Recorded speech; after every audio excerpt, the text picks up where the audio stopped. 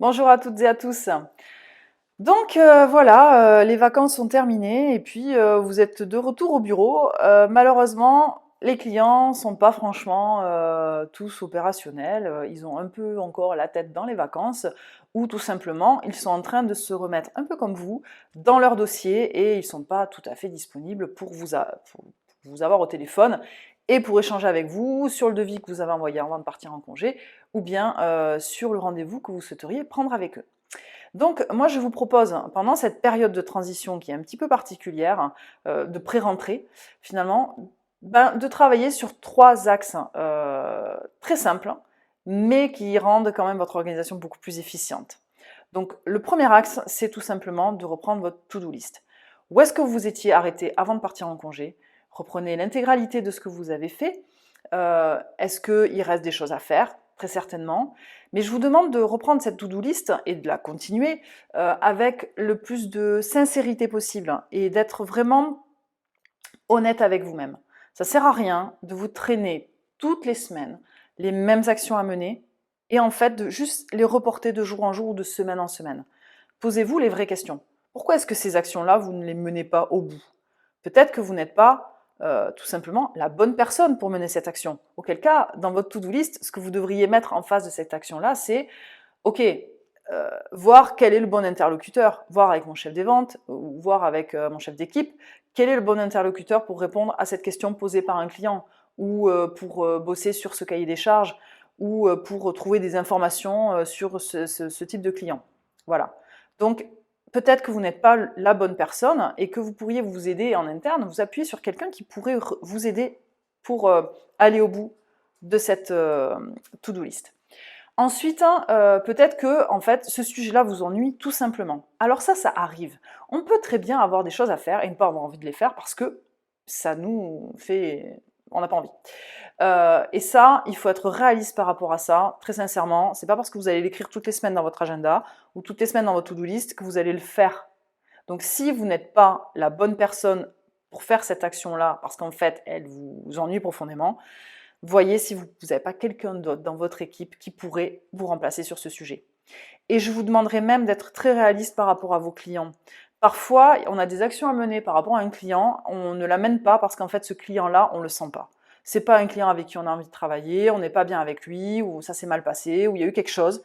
Voilà, ça reste la vente, ça reste de l'humain, et on a le droit, c'est ok pour moi, de dire que ce tel ou tel client, ça passe pas. Ok, dans ce cas-là, prochaine réunion commerciale, passez le client à quelqu'un d'autre. Il y a peut-être un commercial dans votre équipe qui serait ravi de pouvoir travailler avec lui et qui, du coup, ferait un très bon boulot. Et peut-être qu'à charge de revanche, il vous filera un contact ou un client à lui avec qui ça passe pas non plus. Voilà. Donc, travaillons intelligemment les différents clients que l'on peut avoir. Enfin, je dirais que peut-être que en fait, vous ne savez pas comment traiter ce sujet-là. Bah, c'est OK. C'est OK. Dans ces cas-là, voyez en interne si quelqu'un peut vous aider. Voilà. Donc ça, c'est pour la to-do list. On fait sa to-do list, on rédige tous les points, en tout cas on liste tous les points sur lesquels on veut travailler. Et une fois qu'on a fait ça, il faut les classer par ordre de priorité. Et oui. On a P1, P2, P3. Pas compliqué, il y a 3 priorités.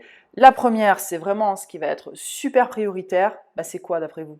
C'est tout simplement ce qui va vous rapporter un max.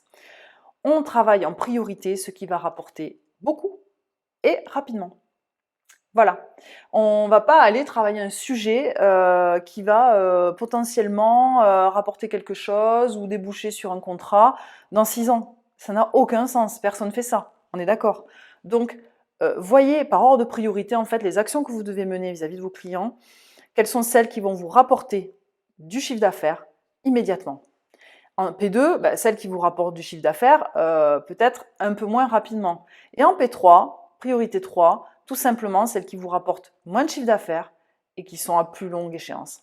Voilà. Ou ça peut être aussi celles qui vont vous rapporter du chiffre d'affaires mais qui sont loin, loin, loin dans le temps. Donc si elles sont si c'est des choses qui vont vous rapporter, mais dans 3-4 ans, parce qu'en fait c'est quelque chose que vous suivez au long cours, ça arrive, et c'est ok, Ben, tout simplement, vous le notez, vous le mettez dans votre agenda, vous mettez des rappels. Il y a toute une manière de travailler les clients quand on est sur du long cours comme ça, ou les prospects, et ça sera l'objet d'une prochaine vidéo. Donc voilà, on pense bien à lister les choses et à être parfaitement conscient de ce qu'on a listé. Ce qui est important, c'est la lucidité par rapport à ça. Enfin, troisième point, je dirais, il faut planifier. Comme je le dis, ce qui n'est pas dans l'agenda n'existe pas. Donc en fait, si vous n'avez pas planifié vos activités, si vous n'avez pas planifié votre session de phoning, vous ne la ferez pas. Voilà, parce qu'il y a toujours quelque chose qui va passer en priorité par rapport à votre phoning. Parce que, comme 99% des commerciaux, vous n'aimez pas faire du phoning, c'est normal. Personne n'aime ça, ou très peu. Donc c'est ok. Par contre, vous la planifiez, et ce qui est dans l'agenda, par contre, il faut le faire. D'accord?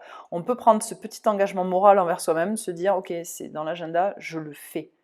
Je le fais. C'est marqué jeudi 14h, et bien jeudi 14h, je prends mon téléphone et j'appelle. Par contre, là aussi, on met de la lucidité par rapport à son organisation et on se dit, mettre une session de phoning un jeudi à 14h, est-ce que vraiment c'est pertinent? Est-ce que quand je vais rentrer du resto, je vais vraiment prendre mon téléphone pour appeler mes prospects? Peut-être on décale à 15h et on fait ça de 15 à 16. Voilà, ou de 15 à 15h30, on se met une petite plage pour avoir plus de chances de la respecter. Voilà, c'est la politique des petits pas. Finalement, on sait très bien qu'en prospection, la régularité prime sur les petits coups où on va mettre 2 heures de phoning, mais on le fait une fois par mois. Ça ne fonctionne pas. On est d'accord? Enfin, en bonus, je dirais que vous avez normalement le temps de travailler, là en ce moment, sur des réponses types à des mails que vous pouvez recevoir ou des mails que vous envoyez, comment dire, vous pouvez travailler votre façon de communiquer envers vos clients avec parfois des choses qui vont vous faire gagner du temps. Vous pouvez avoir, alors moi ce que j'ai l'habitude de faire, c'est que je peux avoir des mails types. C'est ok d'avoir des mails types, je vois pas pourquoi on n'en aurait pas. Ça n'empêche pas de personnaliser un minimum, mais en tous les cas, ça permet quand même de gagner du temps. Donc toutes ces choses, toutes ces petites actions comme ça qui font gagner du temps, comme un mail type que l'on envoie à un prospect ou un mail type de réponse à un client, ça je me le garde en brouillon et que je personnalise avec toujours le vouvoiement, le tutoiement, ça aussi, puisque en fait parfois il y a des clients qu'on tutoie, d'autres qu'on vous voit, donc j'ai toutes les versions possibles et puis je pioche, voilà, c'est mon petit ma petite banque de mails et que j'utilise autant de fois que nécessaire et qui me font gagner du temps. Voilà, ensuite, c'est le bon moment aussi pour revoir son profil Facebook. Allez-y les gars, hein. En ce moment, vous pouvez mettre à jour votre profil, vous pouvez renseigner votre expérience et vous pouvez surtout aller commenter les profils des autres personnes, leurs posts, faire vous-même des posts, peut-être en rédiger certains d'avance si voilà, vous êtes coutumier de ce genre d'activité et que vous aimez faire des posts. Voilà, c'est ok. Là, vous êtes pile dans la période où vous pouvez tout à fait faire ce genre de choses. Et enfin, et enfin, moi je vous dirais une chose, profitez de ce moment entre deux, d'accord? Si vous ne l'avez pas fait précédemment, c'est idéal quand vraiment tout le monde est en congé et que vous êtes là, mais profitez de ce temps entre deux pour nettoyer votre CRM. Eh ben oui, il y a des doublons dans votre CRM, il y a des contacts qui sont passés dans votre CRM. On sait très bien que le carnet d'adresses s'épuise très vite et en tous les cas, il est très vite périmé. Donc il y a eu du changement. Donc allez sur LinkedIn, vérifiez les posts des gens, les posts, j'entends leur fonction. Mettez à jour votre CRM de manière à ce que 1er septembre, vous soyez totalement opérationnel avec tout ce qui va bien. Vérifiez les devis qui sont dans le CRM, peut-être que certains sont en double, parce qu'il y a juste un élément qui a changé, et vous n'avez pas la dernière version qui est vraiment en ligne sur le CRM. Donc faites ces choses-là, vous serez content. Vraiment, vous serez content quand vous serez mi-octobre dans le rush complet et que vous serez là pour finir votre année mi-octobre ou même fin décembre, vous serez content d'avoir fait ça. Voilà, donc oui, c'est tentant de passer plus de temps à la machine à café pour discuter avec les collègues, l'un n'empêche pas l'autre, mais par contre, utilisez le temps que vous avez aujourd'hui en RAB pour mener ce type d'action. Parce que c'est en préparant bien votre terrain de jeu que vous allez être meilleur le jour où vous allez faire le match. Voilà. Eh bien, écoutez, sur cette belle métaphore sportive, je vous souhaite de très belles ventes à tous et à toutes.